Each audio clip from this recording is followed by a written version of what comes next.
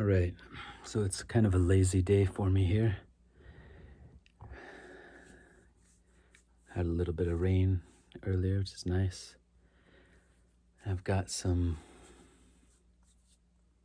anyways, yeah, so Cuba, I what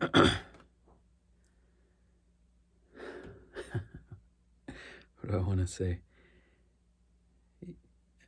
Anyway, so I'm going into Havana after getting out of the airport.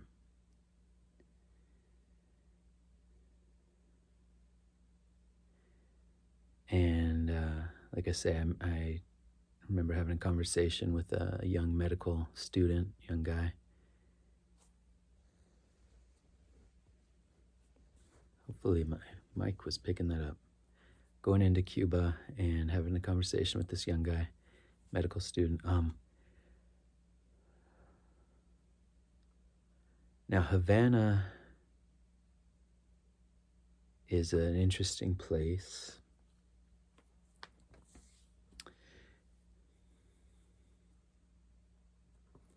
I mean, one of the things that you notice right away is the architecture and kind of the predominant character of the architecture is this old kind of European colonial style, like or 3-story buildings that that you'd see in Europe. In this case, that the kind that you'd see in Spain, the kind of architecture. And historically, that tracks, obviously, because Cuba was a part of, was a possession of Spain, the Spanish Empire, I think up until late 19th century, so late 1800s, 1898, I'm thinking for some reason. And so I don't know how old those buildings are, but I'm guessing a few hundred years old. But Havana and Cuba in general, you get the sense that it is a place that is frozen in time.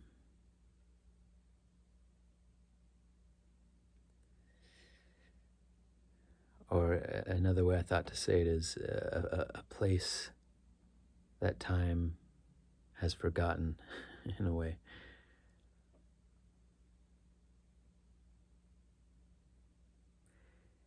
And that has to do with the embargo,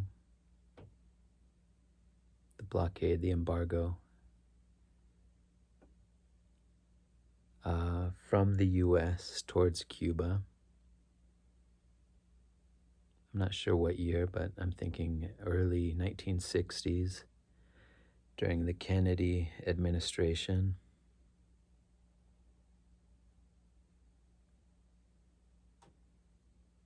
That's at least part of the story.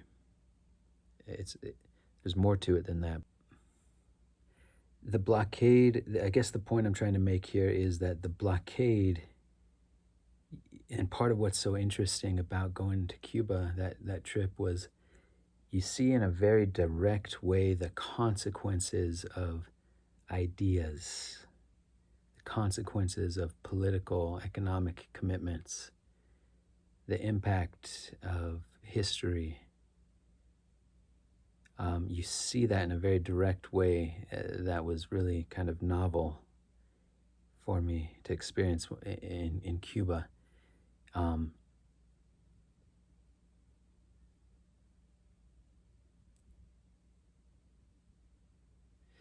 In part, I guess, you sense it in just the buildings, the built environment. It's like the buildings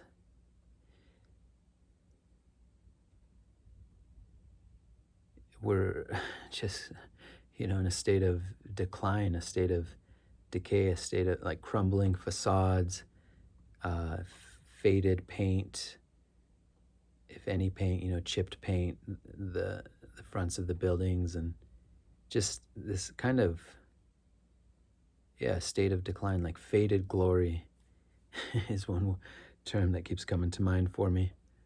Um, Not in a way that was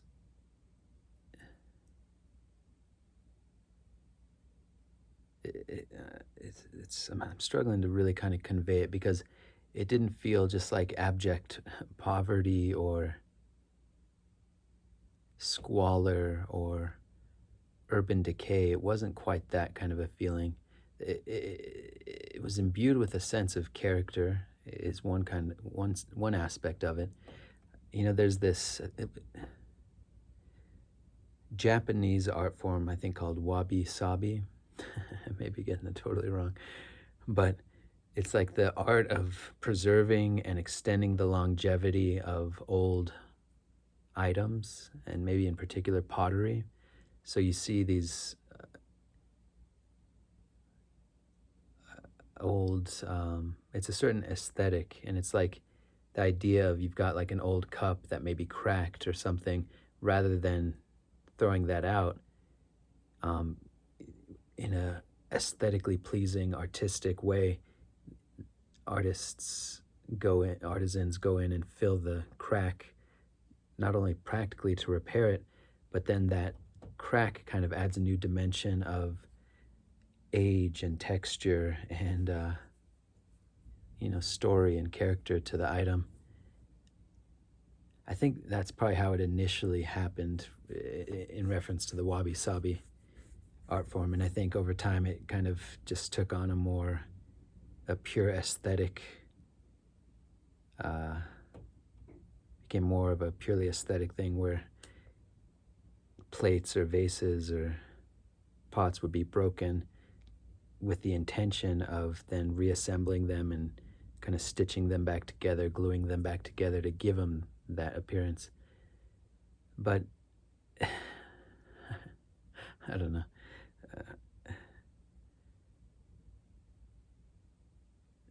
That was one dimension. I'm gonna fill this in, and I'm gonna try to speak. I'm kind of branching out in many directions. I'm gonna try to weave all this together as I go, but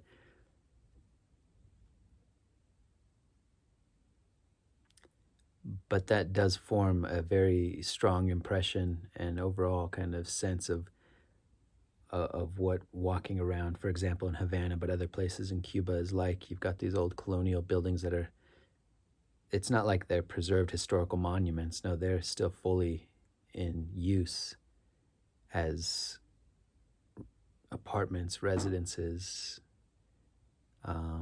places for government businesses, etc.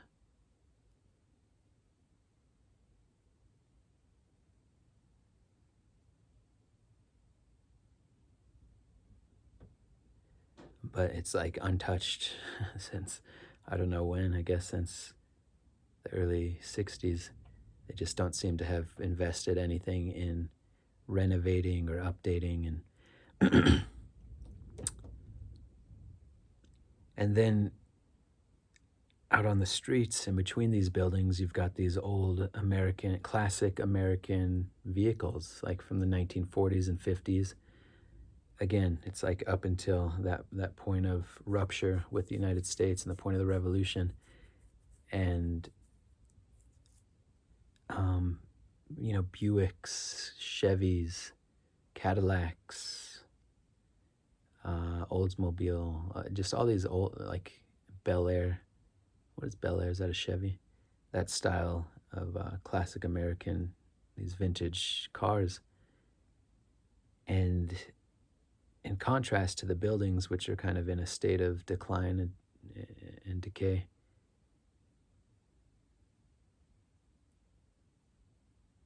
the cars are, well kept, for the most part, just like beautiful works of art, almost functional art.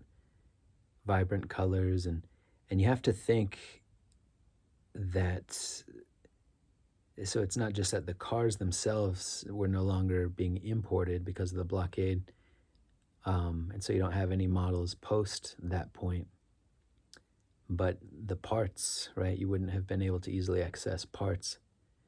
And so you just have to imagine the kind of ingenuity, resourcefulness, and I guess craftsmanship, in a sense, skill of these mechanics to have maintained and kept these vehicles going for so long. I'm guessing having to fabricate, replacement parts, and figure out workarounds, and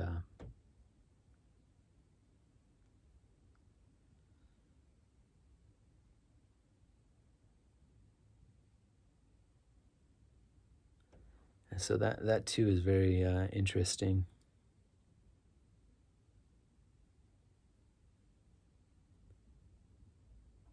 and charming. I'll just say charming. No, aesthetically very. Cuba. I don't know if I said this yet, but Cuba is a very photogenic, very very photogenic place. The kind of these old weathered buildings,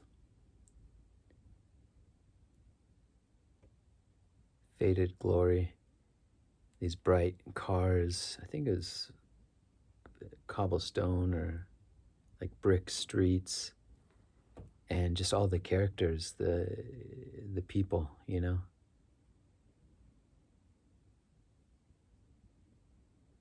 um, beautiful Cuban people, especially a lot of the older generation, just you know wizened, is that the right word? Wizened, weathered old faces, and anyways, colorful clothing, etc. And also, yeah, like I say, just beautiful in terms of the land, the lushness, the greenery, the ocean, etc. So that's one of the things that really strikes you, and you see the connection in a pretty direct way, clear way, of how, and also just in a sense, the lack of innovation, the lack of emphasis on material progress, and also just the kind of economic constraints that have, I'm sure, played a big role in that, lack of upkeep of these old buildings, and kind of faded character of everything. Just that, well, I mean, in part, so the Soviet Union, 1989, whatever it was, 89, 90, crumbles, and with that, a major financial source, I'm thinking the major financial source for the Cuban regime. And I think that's part of what precipitates all this like mass exodus at that time in the early 90s from Cuba. All the Elian Gonzalez, all the rafts and makeshift boats and people trying to get out of Cuba. I think it's connected to that kind of financial crisis, the early 90s. So yeah, but also there's something in the ethos and the kind of character of communism which doesn't have a premium on flashy or ornate or aesthetically diverse, or there's this kind of uniform austerity that you notice and you sense it almost in a like an all pervasive. It's like almost creates its own atmosphere, but just in again the way the buildings look, the interiors of these buildings. I can remember going into um, like state-run restaurants, cafeterias, and I went into a doctor's office, and just going into different places, and yeah, there's this kind of simplicity and minimalist aesthetic, but it's also just a very, I guess, bleak is one word. Austere keeps coming to mind. Stark, kind of functionalist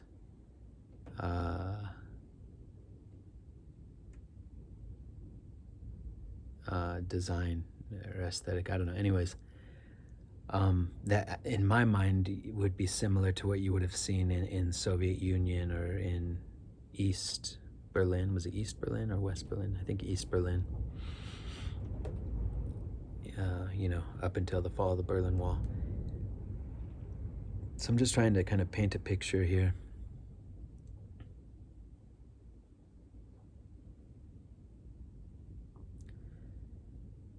And yeah, there's just so much to say. I mean, I'm kind of just giving a bunch of snapshots, really, and seeing what what I can kind of explore here. But I didn't go with any plans when I went to Cuba.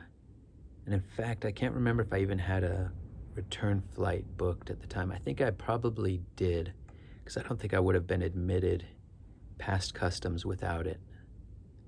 So I think I probably did have a flight booked. But I didn't have any like plans or accommodations, and the only thing I really planned ahead of time was I brought cash with me. The idea of trying to use like a debit card or something, an American Visa, American debit card in a Cuban ATM or at a Cuban bank, I just don't think that would have, I don't think that would have worked. Or I don't know exactly, but for some reason I had it in mind just to bring cash, and so I did that and just exchanged as I went. And that is another really interesting thing when I was there. And I've read that this changed in 2020 to some extent, though I think probably the basic, what I'm going to describe here, the basic structure is probably still mostly intact. But especially at that point, there's a very stark, it's like a two-level, two-tier, almost just two separate economies, including two separate currencies in Cuba. There was the peso nacional, the national peso, which I think was, hang on a second. Got some hot tea here from this auto shop that I go to. They do a pretty good job and got all kinds of free stuff, including this mug. So yeah, there's this two-tier economy, and yeah, the national peso, which was worth basically nothing. I can't remember, but let's say something like 30 pesos to $1 US at the time. And then there was another currency, the peso convertible, the CUC, which was on par with the dollar. And the national peso was what you used if you lived in Cuba and, were a Cuban just living in Cuba. And the CUC, the peso convertible, was for use within the kind of tourist sector. And so you had this tourist economy with its own kind of unique currency and, hotels, buses, restaurants, entertainment, whatever accommodations.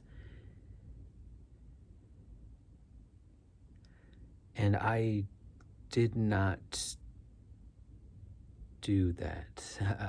I just didn't.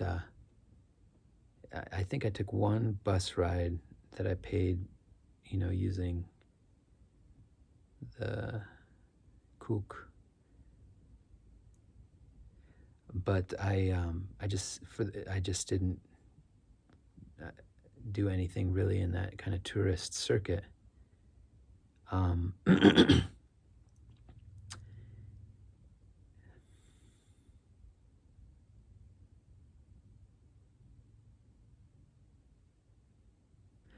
and so yeah, like for example, when I would when I was hungry, I'd go and eat at these state-run, I think cafeterias nacionales. I don't.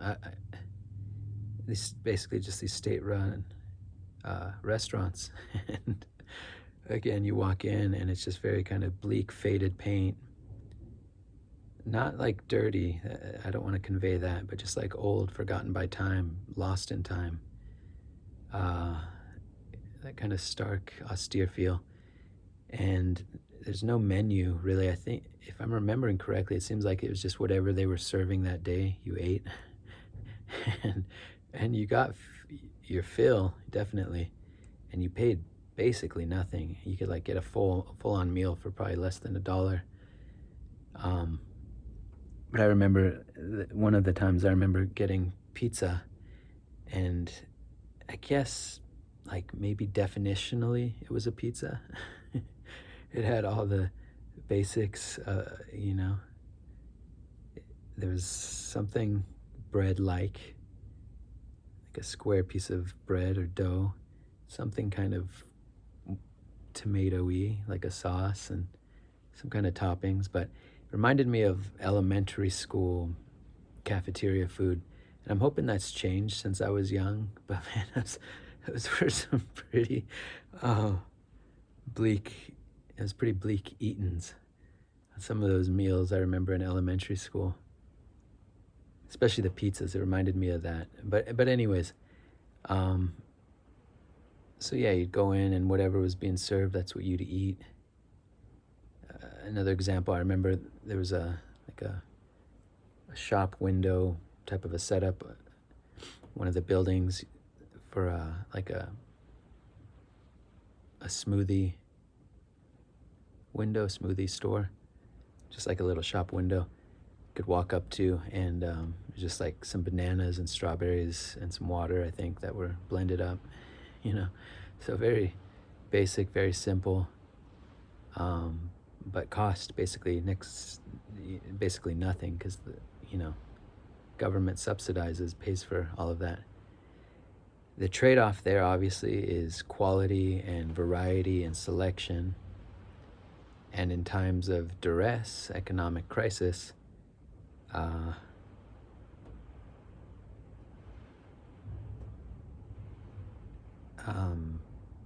quantity itself, access at all to any food becomes an issue. But anyways, I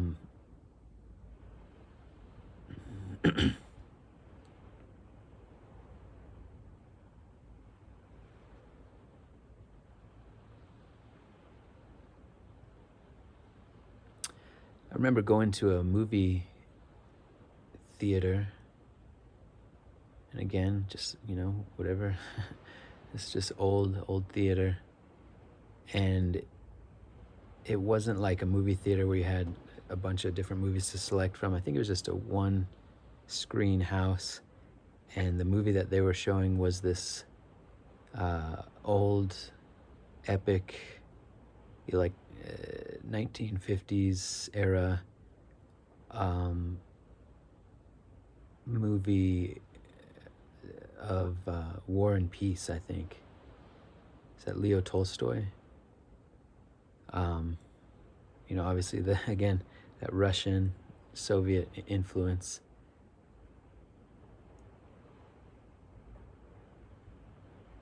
But yeah, it was like this old, big, grand, sweeping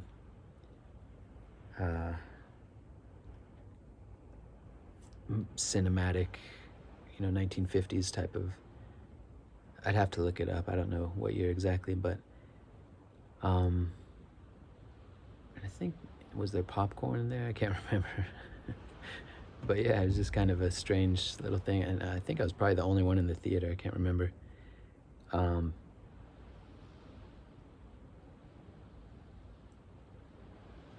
remember chess? A lot of people were chess. There was a lot of chess culture there. A lot of people, a lot of chess players.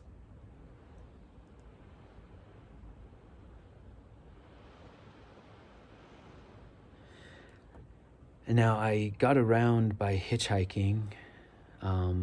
Somebody told me at some point the thing to do was just to go out into the highway with like a 20 peso note and kind of hold that out, almost like you're fishing, right?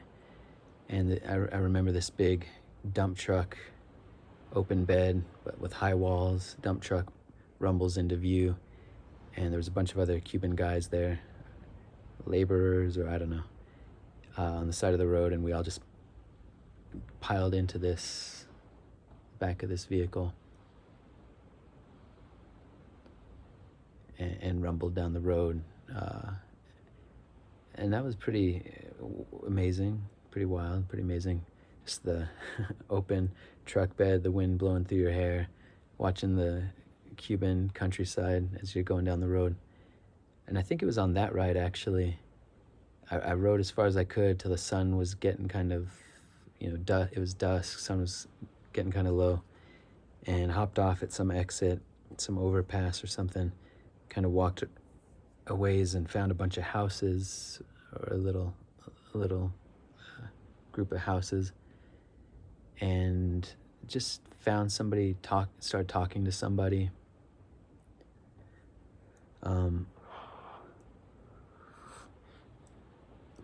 And got invited in or asked if I could stay. I can't remember how it worked out.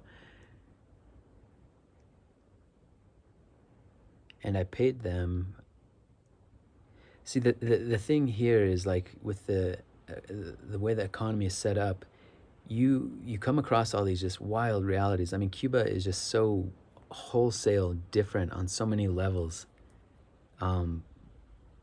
Such a singular thing. Part of it, I think, is geographically being an island. There's like a psychology that goes into that, and you're spatially, geographically kind of isolated. You've got ocean on all sides, but also just politically, culturally, it's like its own little kind of domain, its own little world. And so it's very singular in just about every way I could think to express it, but also because of the peculiar history and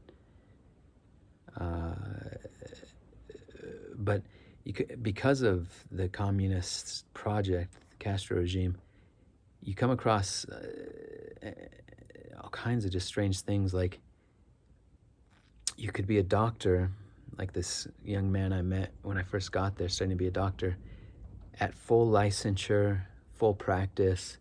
He would be making, I believe this is what I remember at that time, and I'm guessing to this day, although things are changing, but something like $30 a month, $30 a month total salary. It's like $7, $7.50 a week or something. And it's just because it's a totally different configuration that government is providing all, ideally providing the basic necessities, providing for the education, providing for the healthcare, providing for, subsidizing the food, etc. And so you don't have a lot of expendable money, or really an array of goods to spend it on, at least in the kind of above ground economy. Anyways, so I'm saying that to kind of preface what I'm going to say next, because I seem to remember I paid that family $5 to stay with them, and that's like nothing. But relatively speaking, that's, in that economic context, that was a lot. That was a fair amount of money, right? Or at least they were happy with it, and it was awesome. I remember that experience in particular. It was just awesome. Part of it because I was kind of feeling worn down, and just kind of tired from hitchhiking and traveling, and dirty from all of that. I don't know. It's probably been a day or a couple of days since I'd showered, and I was hungry and had been walking with this big backpack and other stuff, and um, but they were very warm. I mean, you hear that all the time, and you experience that. If that you come across such warmth and goodness as a traveler, and in humanity and generosity. That's definitely the case, generally, but in Cuba in particular, a lot of warmth. And they were just, it was a great experience hanging out with this family. And they prepared this like amazing, to my eyes, in that context, felt like this 5-course banquet or something, this amazing meal. Rice, beans, home cooked, is it mandioca? It's like a tuber, kind of sweet, that you steam, almost like a sweet potato or something. Fried plantains, maybe a little meat. I can't remember. Probably some coffee and cake and just all kinds of stuff. And it was awesome eating with them. And I think it was like a bucket bath style bath, but I seem to remember they warmed up the water, which was nice, and it's just a great experience. Now, I did that, I think, the whole time. I think I basically just stayed with people that I met. If I'm not misremembering this, there is a kind of a national, almost like Airbnb network of casas privadas, private houses where you can stay with people. But I can't remember if that was a formal thing. In other words, they had a permit or license or something from the government to do that, or if these were just private individuals, kind of a little bit of entrepreneurial type of thing, or a mixture of both. I can't remember how that worked out.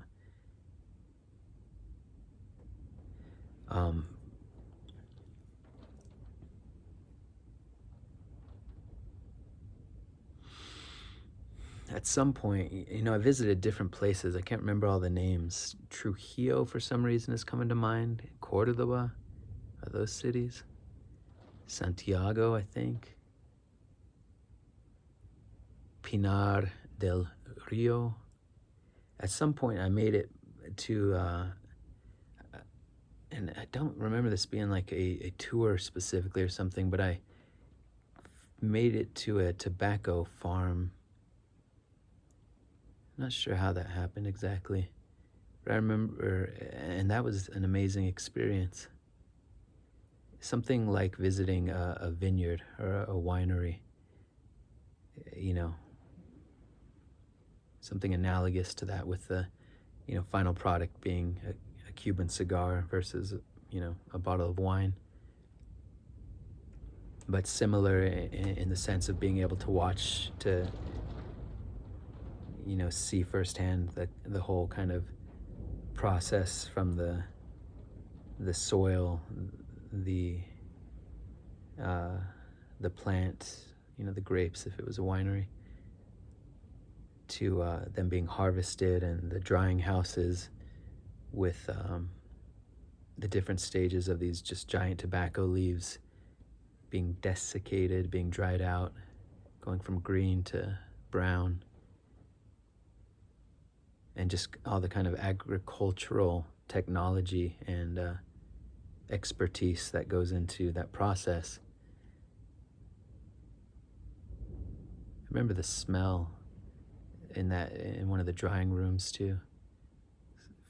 The smell of cigars, but almost kind of like a raisin, I think, or kind of a sweet smell. And and beautiful, again, beautiful farm, beautiful land, beautiful greenery. I remember going around with the farmer in his tractor and just talking to him about the process, and you get to see the whole thing from fields to harvest to being rolled by hand into a cigar, the leaves being rolled into a cigar. And I bought a lot of them. And that was amazing. the freshest, um, perhaps best cigar experience you could have. And it costs basically nothing. Fresh, hand rolled, just straight from the farm. But I think this was more of like a domestic farm. This wasn't like a big production, like with Signature, Cohiba, or whatever the different Cuban brands that are exported. It wasn't like that. And they even looked different. They had a more kind of handmade, organic type of a feel to it. But anyways, that was a rather amazing experience. Um, Let me break this up.